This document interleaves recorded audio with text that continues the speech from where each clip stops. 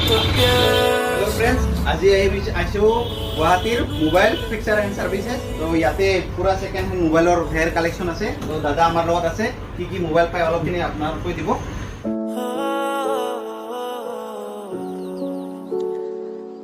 English बोल के बता। ঠিক আছে দাদা, জনাই দিয়ক আইফোন সবচে কমত কিমানৰ পৰা আহিব? কমত আমাৰ 5,000 পৰা ষ্টাৰ্ট হৈছে। তো এইবিলাক হ'ল চাওক আইফোনৰ ষ্টক।